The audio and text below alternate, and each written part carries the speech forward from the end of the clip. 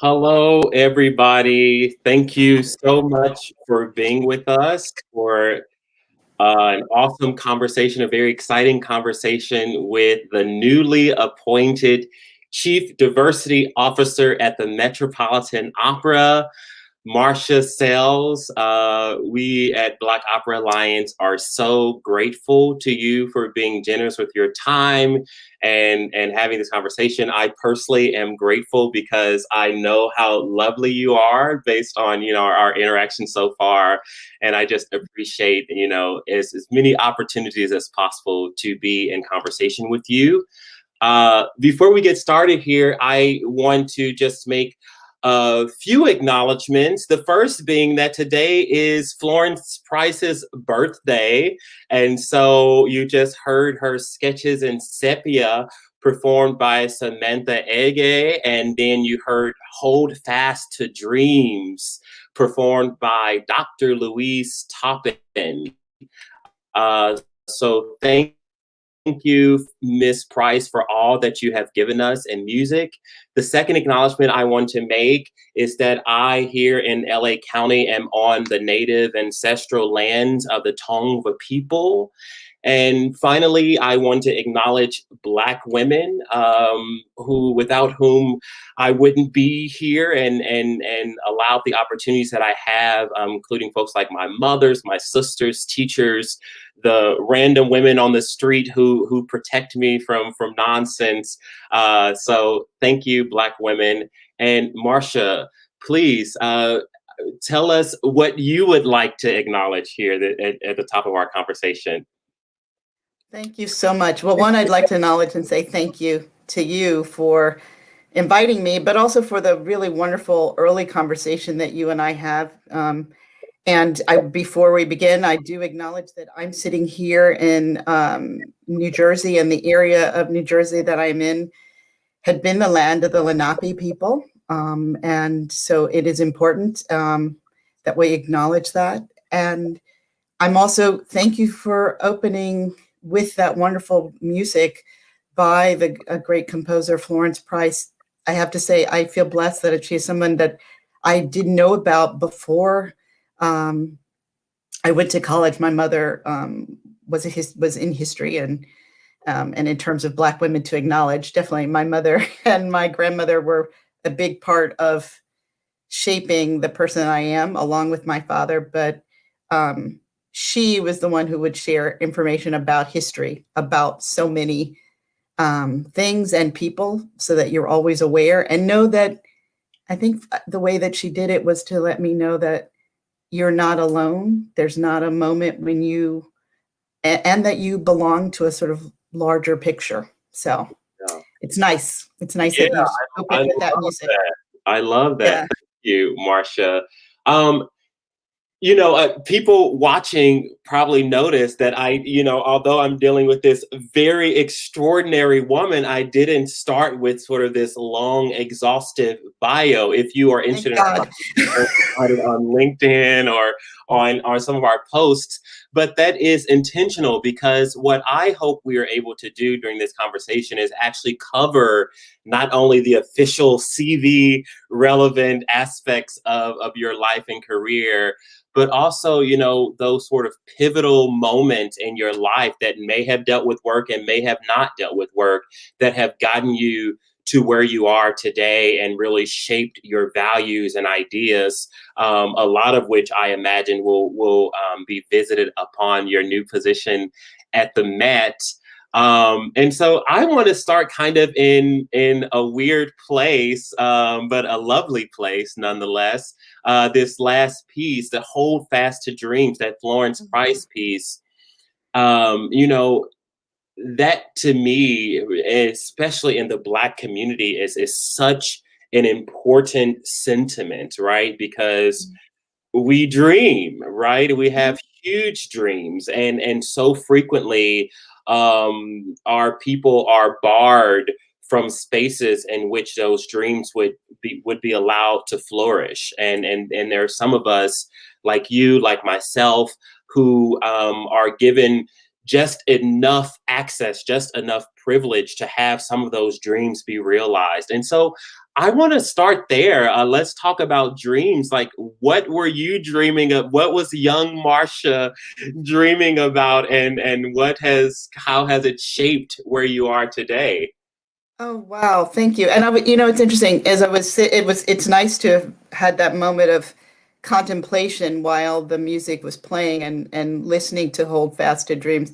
It did make me think about what dreams you do have and what dreams I had. Well, the smaller Marcia Sells, living in Cincinnati, which you and I have in common because of your experience at the University of Cincinnati College Conservatory of Music.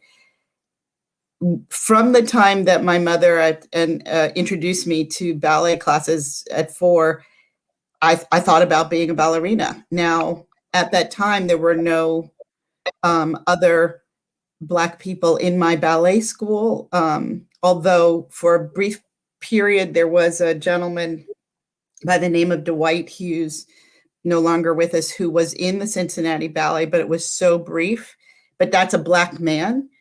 But to see a Black ballerina, the point shoes, was not something that I saw, but I still kept pursuing this idea. And then in 1969, Dance Theater of Harlem came to Cincinnati for a performance at the Corbett Theater, part of their early tour. And I saw a whole ballet company of Black ballerinas and Black male dancers. And that let me know that the dream I had could be possible.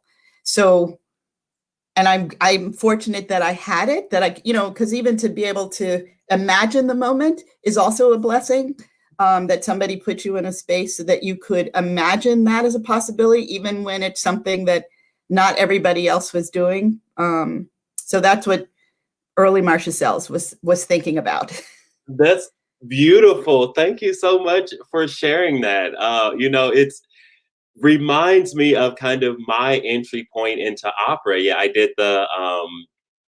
the artist in training program at Opera Theater of St. Louis, on whose panel you appeared a few days ago, and had a lovely appearance and some awesome insights. So thank you for that. But I'm from St. Louis, and so I did their artist in training program, and I was someone who was doing solo and ensemble festival in high school and was really excited about singing, but I didn't know a lot about opera, really nothing at all. I had heard of Pavarotti, and that's about all. But when I joined that program, I remember a video it was a duet between Pavarotti and Shirley Barrett, and I was just like, whoa, look at this gorgeous Black woman nailing it, And I was so excited, and still like kind of my internalized ideas about who did what had me sort of surprised that this woman was so phenomenal at opera. And then what was the even lovelier surprise was at the end of the performance, Pavarotti sort of bows, and the crowd is clapping with great, jubilation. And then Miss Barrett goes to take her bow, and the crowd goes wild. They really right. So this was a moment where like this famous opera singer Pavarotti, of whom I'd heard, like this woman who I instantly adored, was clearly someone held very dear by audiences. And so that kind of like jump started my love for what my place could be in opera. And so I love that we had that commonality in terms of there needing to be some speck of representation, right? Yeah. Well, I have to say, I feel, again, I think even without those moments of representation, my mother was still, was still showing the history, like opening the book. So she talked about, Leontine Price, and we had the records of Leontine Price. Yes, I'm a generation when it was LPs and record player, pre-CDs and streaming and MP3. But making sure that I was aware that there are people, Black people, that are involved in the classical arts. My mother also had a subscription to the Cincinnati Symphony. And there were times we'd go and we'd be the only people of color, but it was about, I paid for a ticket. This is my city. I have access. I mean, always reinforcing that in a young age, that these places are for you. Even if you don't always see people exactly like us in that space, it's still a place for you, and I want you to know about it. And that, I think, is just invaluable. And as you said, introducing you to this moment of opera so that yeah, I could do that. I could do that. Yeah, and I love that angle, because that in and of itself is a privilege to have, like a mother, a father, a mentor, an aunt, a teacher willing to offer that education. And for so many communities, it's just not there. And that's what one of my charges in my position at Long Beach Opera as the director of engagement and equity, and our positions like yours at the Met, is we intervene, right? We intervene where those gaps are. And so yeah, I so love that we can bring that information to people who might not have it from either family or from school. It's important that somebody is there to bring that. absolutely, absolutely. So so that's our intro. I think we can keep going even more deeply and into wherever the conversation takes us. But before we continue, I know we have lots of people watching, or who will watch, if they are followers, if they're one of like the 40 or so followers we have on YouTube. um, but what I want to just kind of preface our conversation with is that this is a conversation, like getting to know you, your background, your values, your ideas, and with full acknowledgement that you're like finishing the 7th week, like 7 week. 7 weeks, yes. So, and the Met is like decades and decades old. And so, like, I love the enthusiasm that we've seen in some of the questions, and we will certainly cover some of the questions, both those that were submitted and if any are live here. But I want to just say that, like, our mission at the Black Opera Alliance is to empower Black artists and administrators, of which Marcia is one. And so I will not be engaging in any angle in this conversation that is rooted in provocation or trying to have her answer for anything that's happening at the Met. Like, this is a conversation about getting to know the person and the value systems that are going to go into that position, which I think is even more important, because as Marcia has already shown, even in these early weeks of her tenure, she is an open-hearted person and someone willing to be at the table in collaboration. And so knowing kind of what your skill sets are, what your background is, will be helpful as people engage you, and by extension, the Met in this equity, diversity, and inclusion space. So I just want to preface the conversation with that. Thank you. Yeah. And with that in mind, though, please do feel free to make any comments, uplift anything that you hear. If you have any questions or clarifications about what you hear, then please feel free to throw them in the chat, and we will certainly get to as many as possible. So, Marcia, I didn't read your entire bio over the air, but I have seen it, and I have seen, all of the magnificent things you've done, not only in terms of sort of prestige, but also in terms of like diversity of position and like industries and sectors. And I'm just wondering how much of that was intentional, how much of that was that you just following the trail naturally where it went, and out of that, maybe you can clarify some of those stops for us. Where did it all start for you? Thank you for that. I love the question of how much of it was intentional.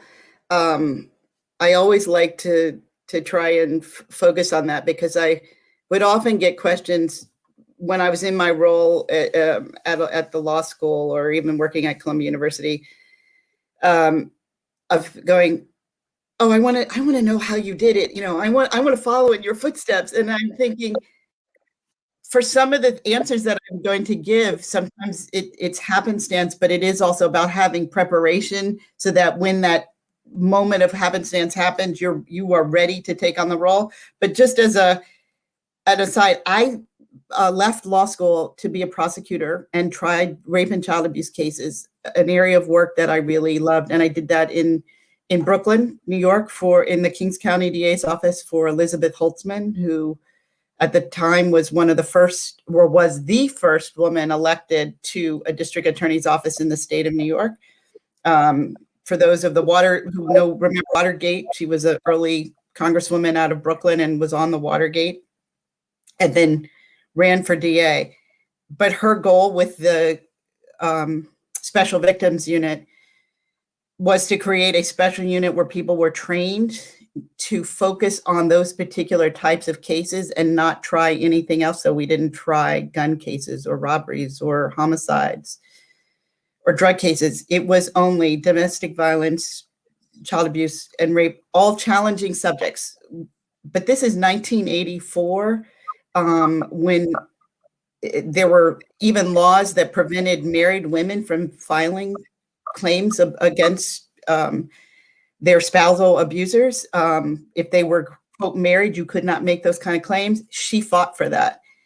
She also made sure that there was training in both how you speak to witnesses who've been the victims of trauma and talk to children. So all of that training, when I think about it now from in this space, as we talk about trauma-informed conversations, trauma-informed understanding of issues around diversity, we might not have called it that, or even called it diversity, or called it equity, or called it inclusion back in the 80s. We were aware, but that work all informed. And I did that job, I will say honestly, if certain circumstances hadn't come up where my mother's health insurance bills needed to be paid and she was not able to do it, I might not have left the DA's office to go find a job in a law firm.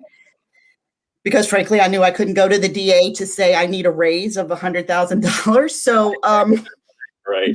The Brooklyn taxpayers probably weren't going to do that. So I found a job with a law firm called Chadbourne and Park, which now is merged with another firm. But I wound up doing traditional litigation, general litigation, securities litigation, all things that I had not planned to do when I got out of law school. I wanted to, quote, be a public interest lawyer, but something else changed. And I'd say the experience of working at a law firm gave me lots of, information. I also did pro bono matters and introduced me to new people. I handled asylum cases and cases with the volunteer lawyer for the arts out of New York, all of those things which were dear to my heart. And all of this after a career in dance and in ballet. But I had to make that decision, to make that move to support and lift my family. So it wasn't a by design, but also blessed that I went to a school like a Columbia where there was a network of people that I had met who could then connect me to these law firms. I mean, that's also a big advantage of going to a place like that and being in New York City. And working at Chadbourne, taught me a lot, but I think it also made me attractive when the time came for this opportunity to work at Columbia Law School as Dean of Students. I think having a career that was rounded in the legal profession, both government, public service, and then law firm, which a number of students out of a Columbia may wind up in firms. So at least I knew what that experience was like. Right. But I also knew one of the reasons I made that shift was also not planned. Two things happened. Friends of mine, classmates, had submitted my name to the new incoming dean, a gentleman by the name of Lance Liebman. And it's weird that there is this Harvard connection. Lance was leaving Harvard Law School to become the dean at Columbia Law School. And he was looking for a dean of students, which Columbia had not had, but apparently friends of mine had submitted my name. I thought when I was meeting him, I was just giving a chat as an alum. Mm-hmm. And that's why I said, those moments of being prepared for something, even though it's happenstance, the experiences that I had had both as a lawyer, when I was in the DA's office, I had a unit of young lawyers that I worked with and had to help train them to handle cases at the misdemeanor level. But what did it mean to help them understand what it meant to be in court and to protect them from the things that had happened to me when I was in court, or to prepare them for, I had two young women of color who, one African-American, one Latina, who just letting them know sometimes it's a challenge being a woman of color in a courtroom. So I could share that and then take that experience to what I did as dean of students. What does it mean to welcome people to really, and not just, the parties, but to really welcome people to a profession that is really challenging, and to a school experience that is challenging. And remembering when I was a student, and as a Black student, when there were just 14 of us in our class of 300, what did it feel like with no dean of students, no diversity, equity, inclusion, just you're there. How did I want to have somebody help me enter the space? All of those experiences. So I keep thinking about that. All of those through lines help get me to, where I arrive at this point now at this stage of my life. So I just kept building on all of those. So it wasn't necessarily by design, and by my design. It is very possible that, I am a person of faith. Yeah. And raised in the Black church. It's very, as my grandmother would say, God has a plan for you. I may not have known it at the time, but that plan was moving through all of the experiences that I had as I have gotten to this point right now. Wow, that's so awesome. And then there are two places I want to go with all of that awesome insight into kind of the trajectory of your career.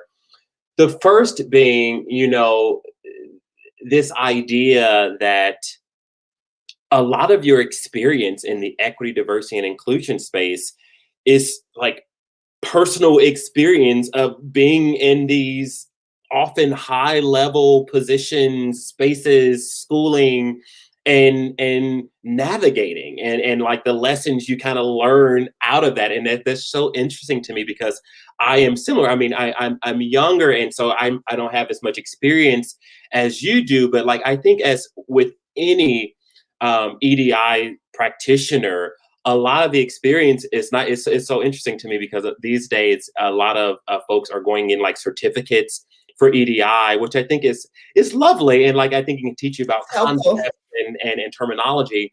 But the major practitioners I know, the folks who are best at their jobs, have been folks who have kind of taken personal experiences or experiences adjacent to them and synthesized learnings out of it, right? And so like hearing you on paper, seeing your CV, someone could just say, oh, this is just a very successful person. But then add the fact that you're a Black woman to that, there's a whole other body of insight, of perspective that is automatically inherent to it because of the barriers that are systemic to our society, right? And so I love that angle, and I think it's so poignant. I think it's important that we have to, as you said, synthesize it and you reflect on it, not necessarily in the moment as things are happening. Sometimes you reflect as you're thinking through when you are planning to, quote, move to something else. Like if you are actually constructing a plan to apply for a job, then you realize, let me think about these different experiences and how they relate and connect to this moment. And what do I bring? Like, when I moved from the from working in the Dean of Students office at Columbia to the job at the NBA, which again, people who are sports fans always ask, why, how did you wind up at the NBA and how did you meet David Stern? Well, happenstance. He was the graduation speaker in 1996 at Columbia Law School, where he also was a graduate. And there's a dinner that is had. So, chatted with him and also with then Justice Kennedy, who was also part of the dais for the commencement. And David and I started talking basketball. My mother also was a huge sports fan. And so she also raised two sports fans, my brother and I. And she was rabid. My mother was she knew about every single sport. I had to limit, but I love basketball.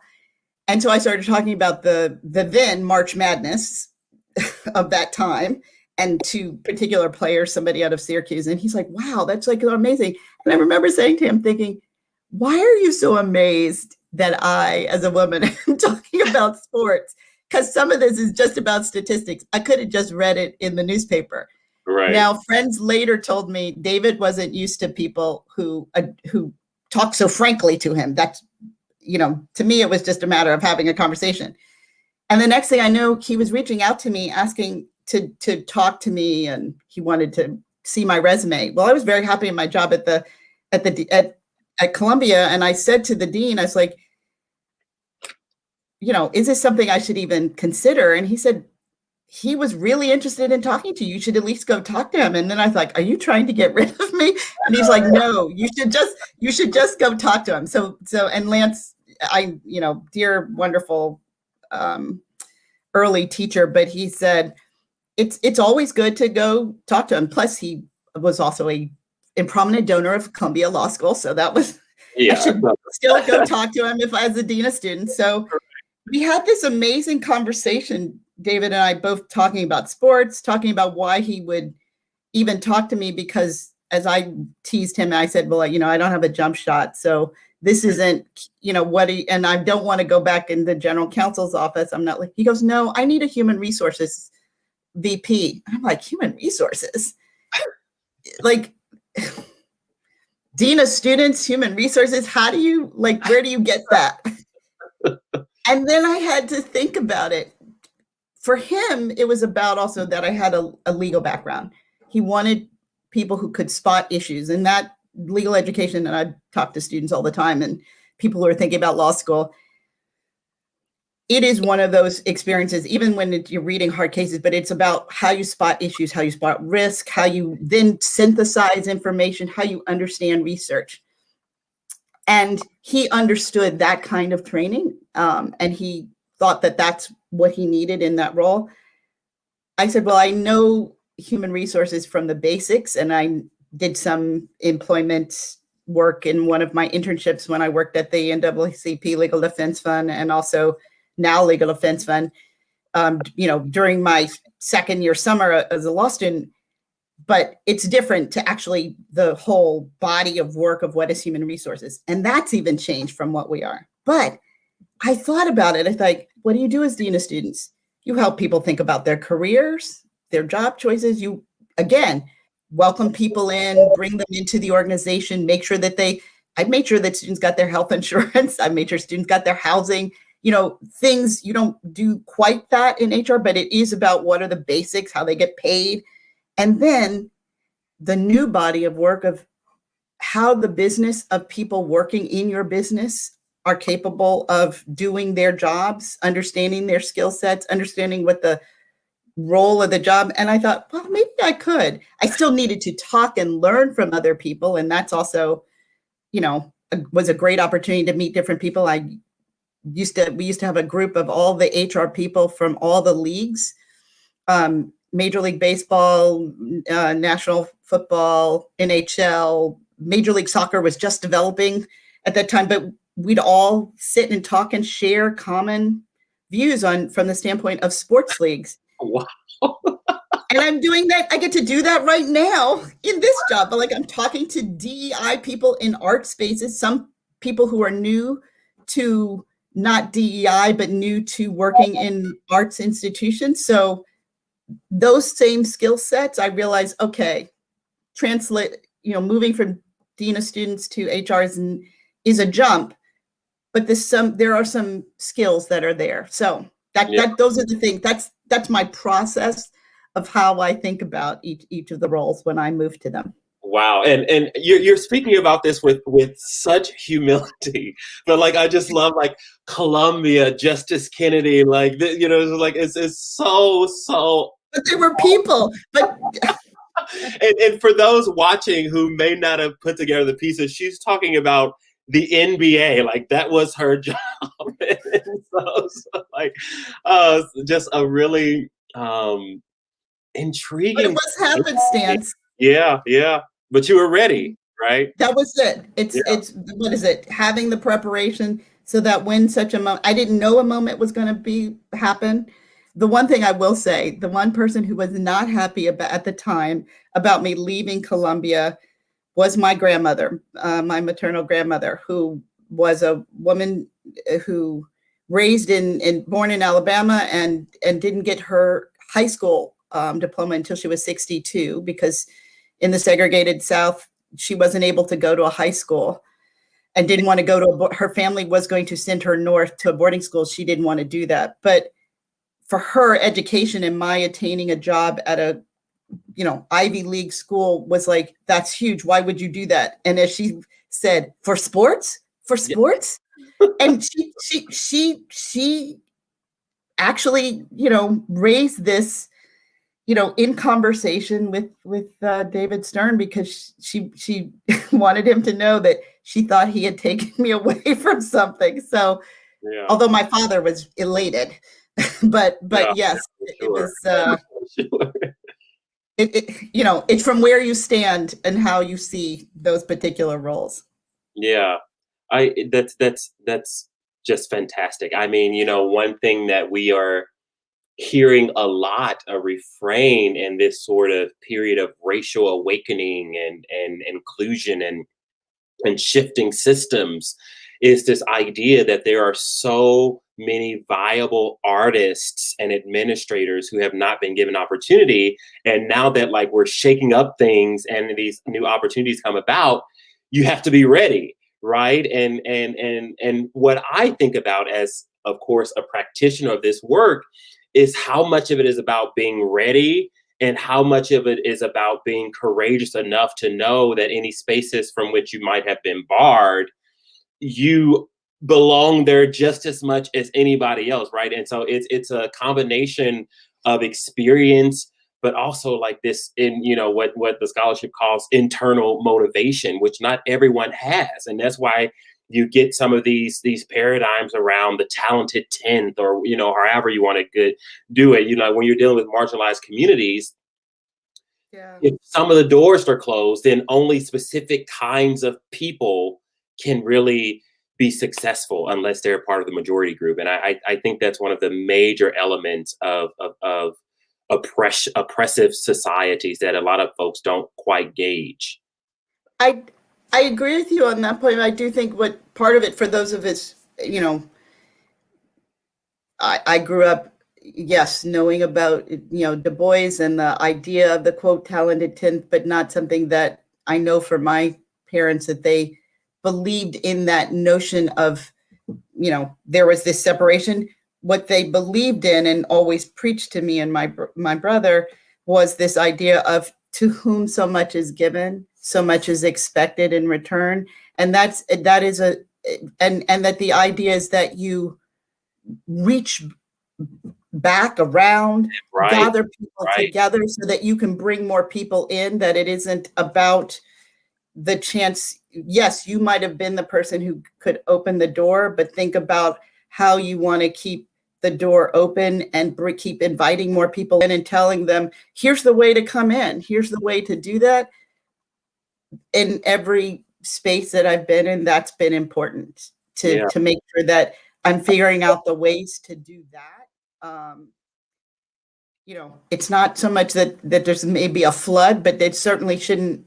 I will say, I'm not satisfied if it's just me. That's not the goal. There may be people comfortable in that. And I guess that's also, if you read the, you read The Invisible Man, you realize, like, the quote, Exactly. the notion of the kind of gatekeepers, that's not what I'm talking about either. I'm really talking about, how do you also give people skills, and not give, but provide them the opportunity to learn and to grow, so that then they're ready, as you said, ready for that job, ready for that opportunity. But when you have those opportunities, that you're also opening it for those people who are skilled, and then saying, here are the ways, like, here's the avenues I went down. Some didn't work out, maybe certain avenues may work better for you. So that I think is important, to make sure that you're also always sharing and engaging in conversation about that too, so that more people have those opportunities and understand that it's possible, that it's not, oh, I needed to go to a Columbia or a Barnard to do that. That I don't think that that's the case. But that here are the skill sets, here's the access to information and engagement to make sure you're ready for that.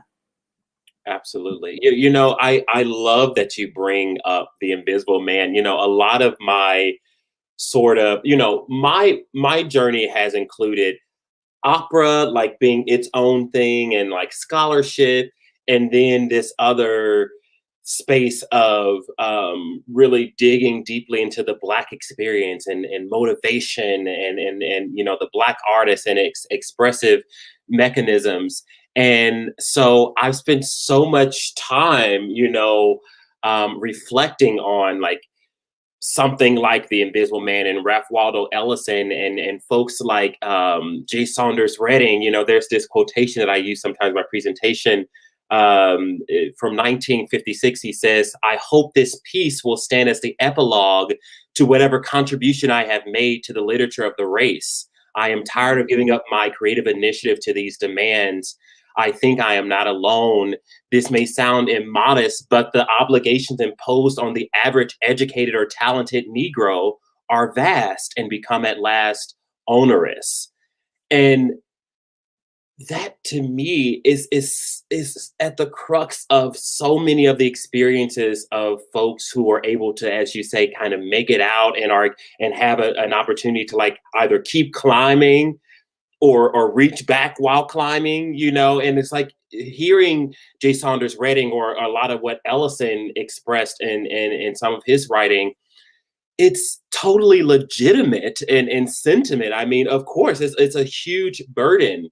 But on the other hand, if those of us who are able to find some crack of light are not doing something to either reach back or shake up the inside of the house enough to where that crack becomes wider for others to come through, then who's going to do it? The system certainly is not. And so it's so beautiful to hear someone like you, who has had so many prestigious platforms, and now is in opera land, has is at in our largest institution, to hear that sort of a sentiment be at the center of your value system.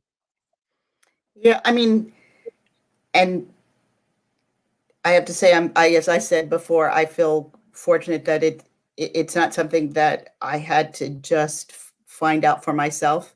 My mother and father, this is what I watched them do in their work. And before we went on, I was saying my father ran a settlement house in Cincinnati, called Seven Hills, and he got that role. I didn't know it until he died, how young he was when he got the job as the executive director. And it was all encompassing. It included housing and education, running a preschool. It included also creating a theater. There was a whole Black arts theater, to introduce and engage people around ideas, knowing that there are other ways to, quote, reach and teach. And it can't just be in a classroom, that they had it. So I got to see all of that, that was possible, and not from a standpoint of, like, oh, there used to be those sort of pejorative terms of, people in social work, that, oh, you're just sort of creating your career on the backs of people. But we do need people who are serious about making sure that other people have an opportunity to move out of a circumstance that is about grace. I mean, you don't choose who you're born to. It's about, and so you have to be, when you say I'm humble, I have to be humble from the standpoint, I didn't pick Mamie and Charles Sells. I'm glad that they were my parents, and sad like that they're not here to see me, although you will see their pictures, they're in the back behind me, but that wasn't my choice. Somebody else, determined who my parents were. Yeah. So with that, you have to, I think, be honest with yourself. Here are the tools that I was given. How do I also help other people access opportunity? Yeah. And maybe for some of the listeners, Settlement House may not be immediately. Oh, yeah.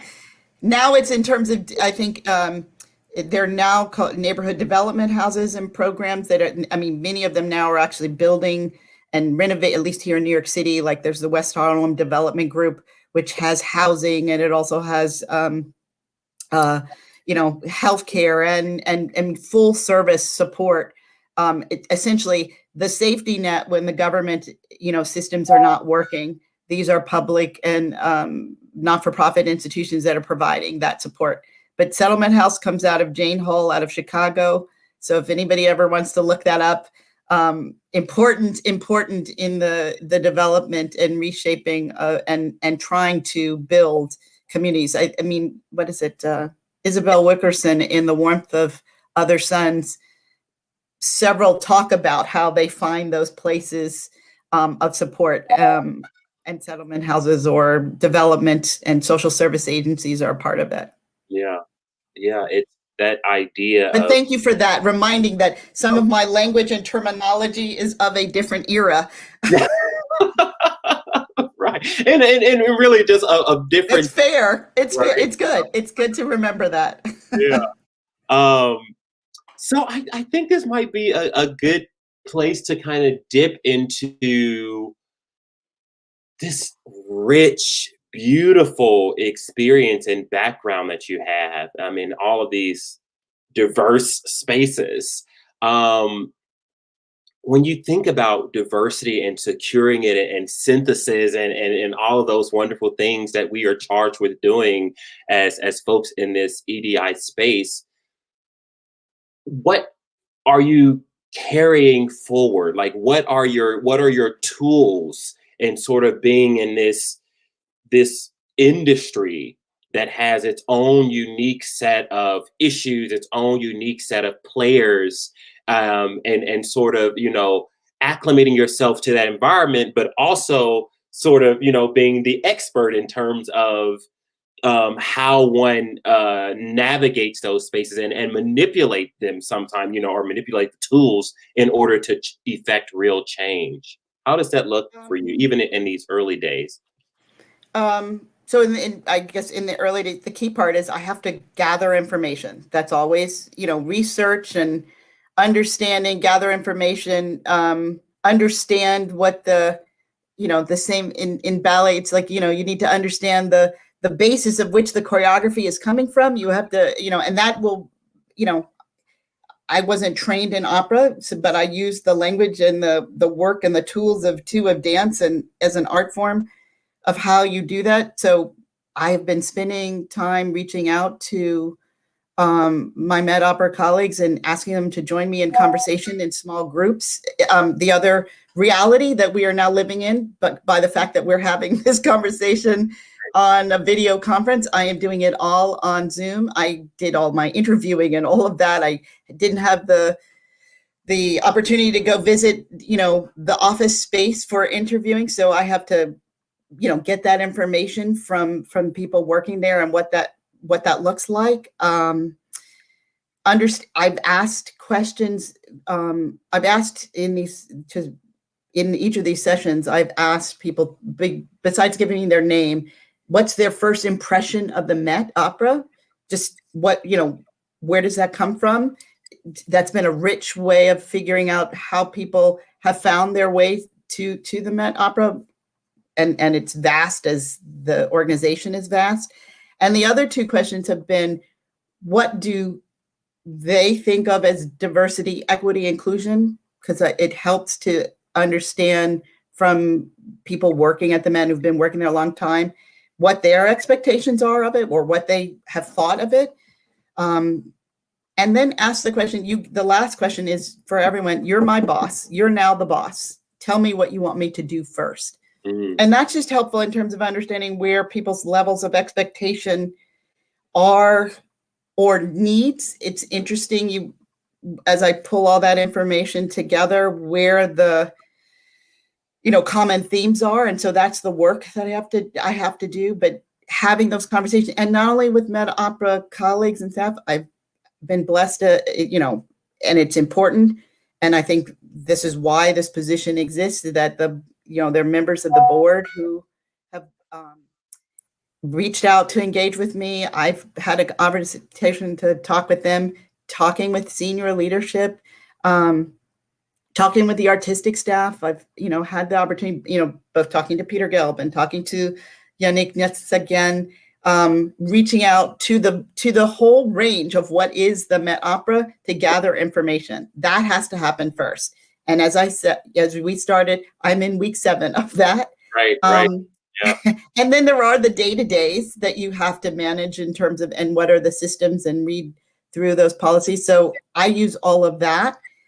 But one of the key parts, I think, for every job that I've ever had is when I ask those questions about what do you expect, I realize many people ask the questions about communications and information and how are you going to do that. Even before we get into a dialogue about DEI, it's about, in this, as we're doing now, communicating a little of my background and what I hope for. And diversity to me is bringing in lots of people in a space so that their ability and talent, and they can thrive and flourish.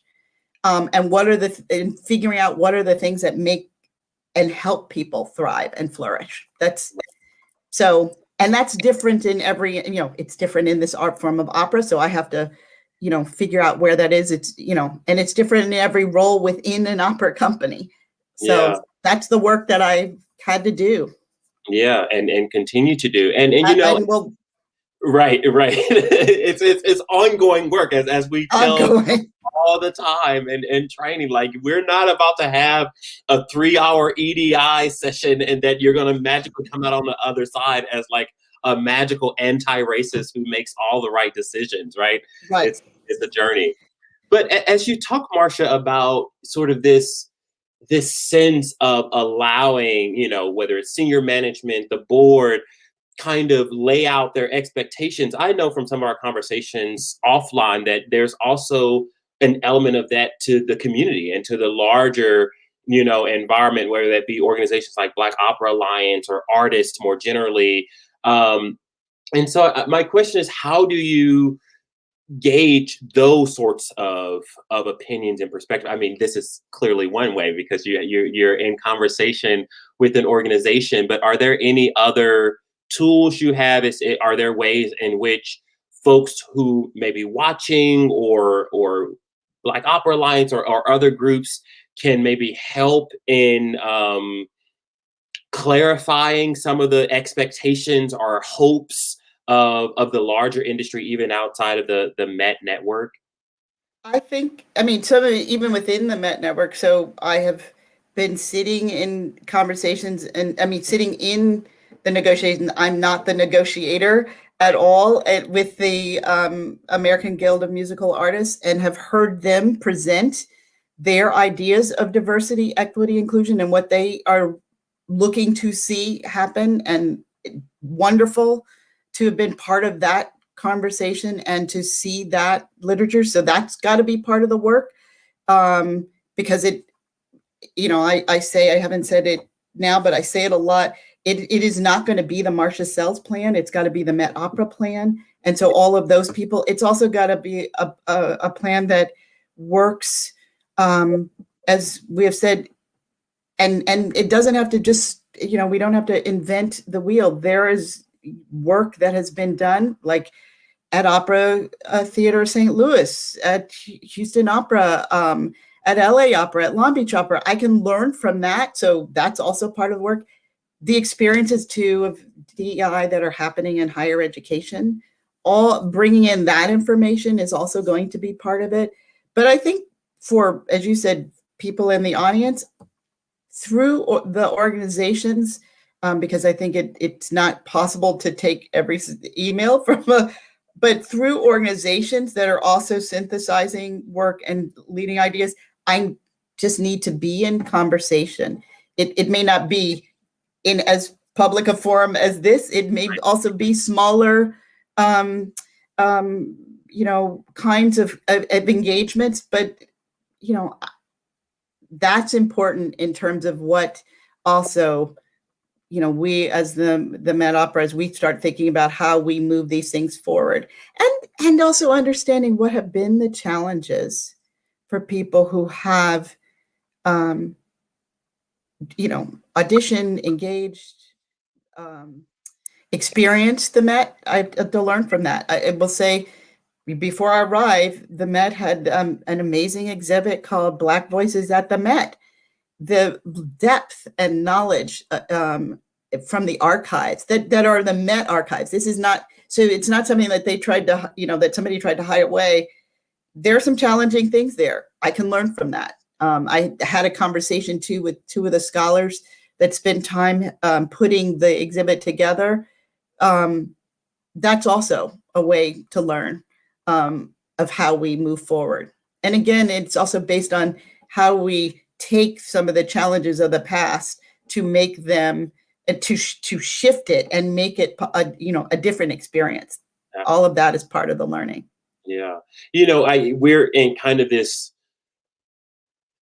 interesting space, and frankly, the jury for me is still out on if it's ultimately a really good thing or ultimately sort of something that is going to turn out to be performative, and that is that a lot of attention is being paid to organizations like Black Opera Alliance, or people who are really calling for companies to change. And this is not only in the opera sector, this is everywhere, and a lot of it has been catalyzed by the murder of George Floyd and other murders in and around that time, in the Black Lives Matter movement, of course. And so for me, if there is like sort of an optimistic angle and where opera fits in that, I'm just very excited that someone like you with your experience is at the top, at the initiation of that shift in how, institutions versus audiences versus artists versus, like all of these different segments of what makes our art form are renegotiated, right? The power systems are renegotiated because that's so necessary. And when I say the jury is out, I think I say that because our industry, and maybe this is something that I can offer you as somebody who's been like really investigating this darn industry for a while, has a habit of being reactionary, right? What the people are calling for, they sort of react to it and do something. It's kind of like put a Band-Aid over it, and so they can move on to what they actually care about, which is producing a ton of operas. And so what a lot of folks are signaling now is that maybe this is an opportunity to actually substantively effect change that's going to be systemic and sustainable. And knowing that someone like you is at the most prominent organization institution, it makes me a bit more optimistic about how it might look. That's good. I also want to emphasize it is not me alone. It could not be. And yes, the Met Opera is the largest and it is one of the most prominent, but this transformation is also taking place at other opera companies, other, in the dance world, in theater. There were the things of Oscar So White. I mean, it's happening in film, it's happening in the law. I mean, this is, when you talk about the idea of impatience or Band-Aid, I mean, students both at Columbia and at Harvard, when will it change? We want it changed tomorrow. I mean, some of that is also the challenge of the conversation you know, how much do I have to wait? We do have to acknowledge that a lot did change, that that this is not happening in a vacuum, that there were, Black people at the Met Opera before this moment, but it's also, what does it mean beyond one or two? Let's talk about more of the stories, but even that, the Met has done more, and as we're about to do, beyond the quote, Porgy and Bess opera, but Fire Shut Up in My Bones, and consciousness about looking at what are other productions that tell different stories, and provide, and when I say different, provide stories that had not been traditionally presented in the past, the stories of Black and Brown people, in a way that is authentic to our communities.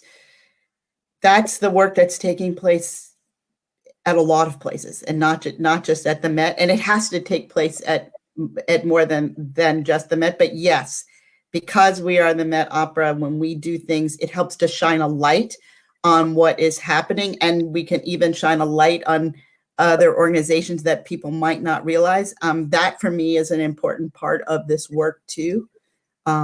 So yeah, I just want to make sure it is not just me, but yes, I know I'm not naive. I know that I'm in this role and that I have an opportunity to keep building that. But it is a process of building. Yeah, absolutely. Absolutely. And you're certainly not alone. There are more and more, even beyond the Met, there are many of us who are in positions similar to yours and I can tell you that what has been exciting for me over the past several months is we're starting to like band together in community, whether it be like the EDI folks, the community folks, the administrators, and so I think there's power in that. And so I'm just so excited that immediately, almost before you even have all of your chess pieces, you are at the table, like willing to be there, and that's really exciting. I definitely down the line want to have another conversation with you once things are more synthesized, and once you have like your specific strategies and initiatives, and like I would love to like hear you like charging people with like, I need these folks to do this in order to make this work, and like like I think that can be wonderful, but we're definitely not there yet.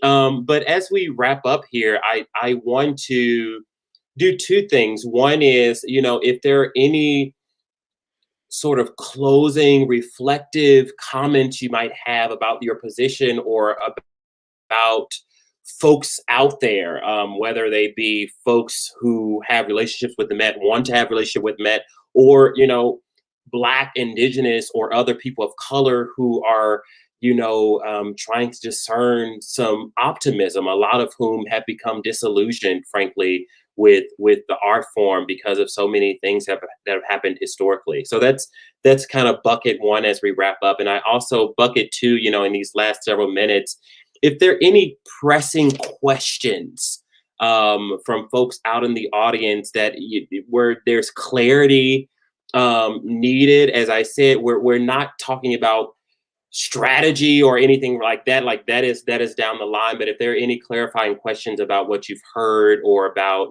how you can be helpful to Marcia, like I want us all to uplift you and to celebrate you, and to be there as and as much as your family, your soldiers, whatever you need, as much as that. I hope you will be that for us and the different spaces you occupy. And so while folks are maybe there will be a couple questions, but Marcia, if there are any sort of reflective comments you want to make. The key part is I want to make sure, and this is why I wanted to engage in that conversation too with Black Opera Alliance. I want to hear, what are the things that people are, I think I understand some of the things that people are hoping for, but I really do want to learn about the challenges that are in the art form. I mean, it is no matter as a person who's Black or brown or indigenous, it is a hard art form to begin with.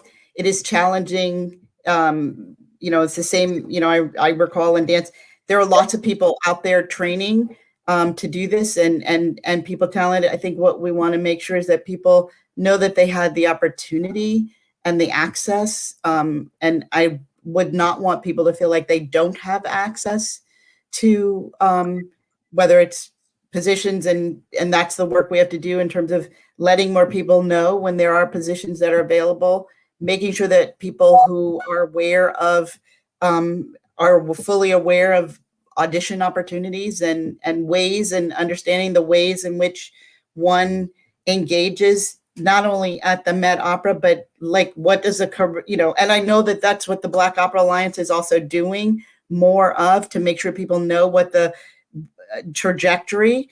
I want to help amplify that. The ways that I can participate in helping to amplify that work about access and opportunity, that will be important, as well as figuring out the things where we have where people feel that something has not gone the right way. I want to hear. I want to be able to learn. Doesn't mean that something's going to turn around, next week, but that is absolutely important for me to both hear it and learn from it. The other piece too, for those in opera, know that opera plans in advance. It's one of the few art forms that it looks where it plans stories and plans performances, because people are, which is fortunate in one level, although during this pandemic, it's been super challenging. Yeah. But to think about where those opportunities are, but we have to help grow the next group of storytellers and singers and musicians, and that doesn't start in college. We have to work with young people. Maybe it's even, some have said even in kindergarten, to have them have appreciation for this amazing art form of opera. And those are the things, because it's not gonna, if we're hoping for this generation right now to be ready, we might be too late. In order for, but for the generation that's even younger, to get them through and into the pipeline, that's key. But that work has to start now.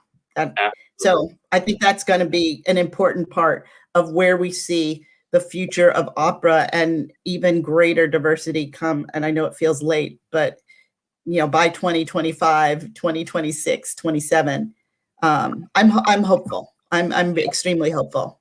Yeah, and I love this sort of pipeline piece. And what I always add to that is that, yes, let's work on the pipeline. Let's make sure they're ready, but let's also work on the house and make sure that when they arrive, that they're arriving to a house that welcomes them warmly and like they belong.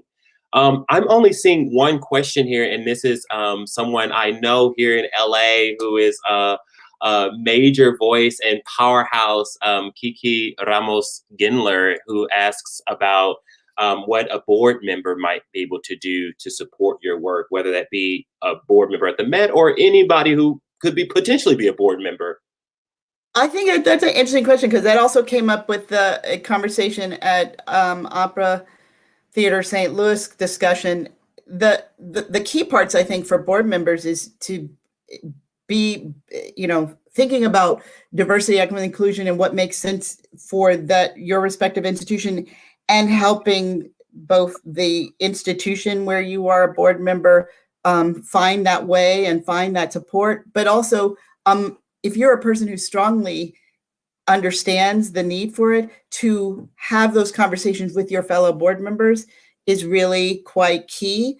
And have conversations like, how do we construct not so much formal, but but some, it may also be formal, but conversations with board members to provide information, because not everyone may realize where there are the challenges in terms of accessing opera or accessing audiences, or understand what having different narratives might mean.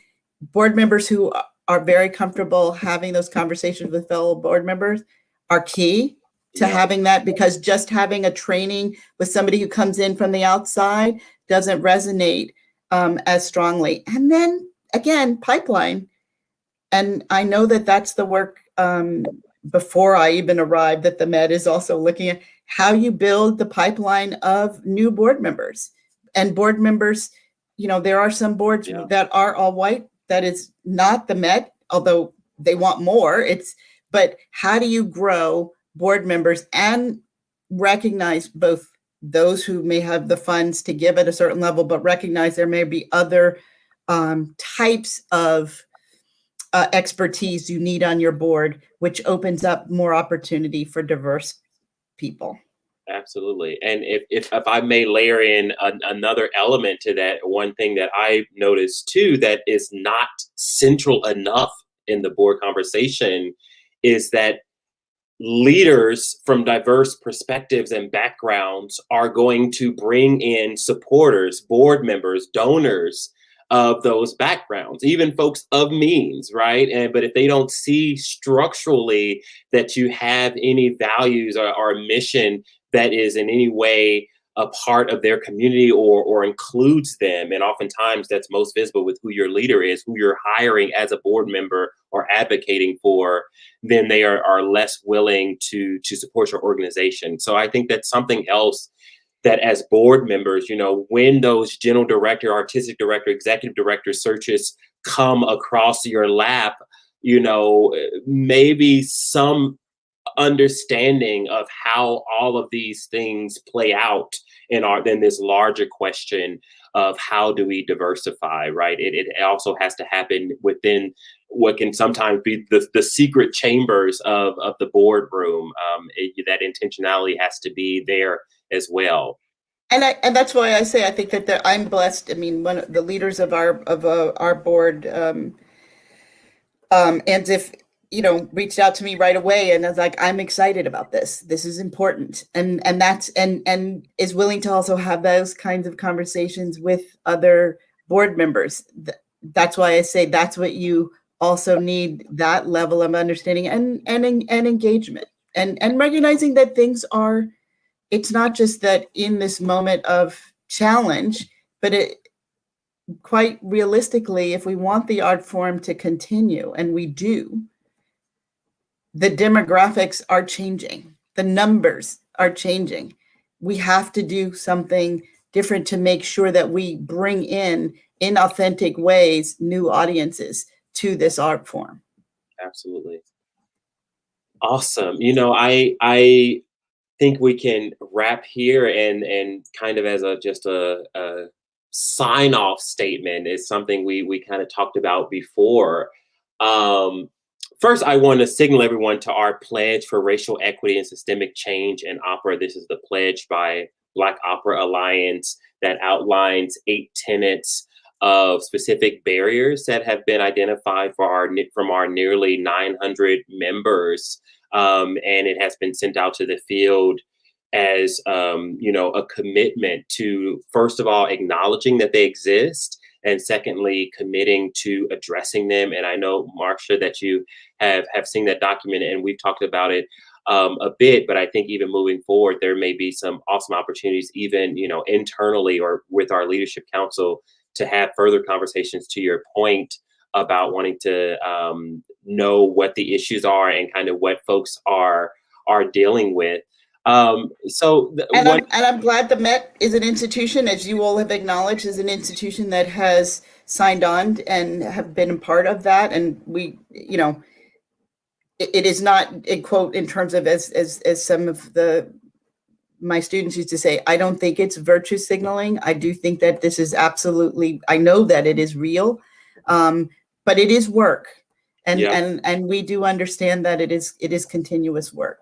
Yeah. And you are empowered to be one of the agents to make sure that it's real. And so that's awesome. So as we close here, with this pledge, I and my leadership council colleagues have been on calls with dozens and dozens of general directors and other stakeholders, board members. And one thing I frequently say is that when you're dealing with a pledge or equity or any of these things and talking about the demographics of your community, a lot of these you may not ever see in your lifetime. Like like I say, so for example, I pledge myself to justice. I am committed to seeking justice. Will I ever see full justice in my lifetime? Probably not. But like that pledge, that commitment, it drives what I do. It drives the ways in which I structure my tools, my strategies, my initiatives. And so my last question to you is, even if you never see true authentic diversity in your lifetime or in your tenure at the Met, if it were to appear, what would that look like? Oh, wow. Um, I hope that it will appear within my lifetime. Listen, I didn't know that we would elect a Black president. I wasn't sure that that was possible in my lifetime. But even with that, that still required work and struggle. Yeah. I think that it means that we are engaged in telling as broad a story and inviting as not just inviting, but broad stories that bring people to this amazing art form, so people realize what the stories and the way that they're told through moving and amazing music and voices um, can have a real impact on people's lives. That for me, and it's not just about the visual, but also the lived experiences people can see on stage and experience and embrace it with joy and with even sadness and sorrow, but it leaves them with something. That for me, when we are doing that, that's and so many different people are engaging and are part of that and having had the experience or opportunity to be a part of it, whether it's singers, performers, producers, composers, librettists. That for me will be, when we've, achieved those goals. But as we know, it doesn't just happen and you have to keep it going. What is it? King in his last speech, I may not get there with you. I may not get there, but I know that it is possible to be there on that mountaintop. So Awesome. Marcia, thank you, thank you, thank you. This is so exciting. We celebrate you. We are here for you. I'm just so grateful for your generosity in this conversation, for your vulnerability and sharing of your personal life, of your experience, of your trajectory, and of your fierceness as it is brought into this very important position. well, thank you. I just have to say thank you, Black Opera Alliance, and for all of the work and all of the performers. And thank you for asking some of the hard questions. So I really, and I look forward to continuing to be in work and in conversation. Great. Thank you, Marcia. Until Thank next you. time. Bye.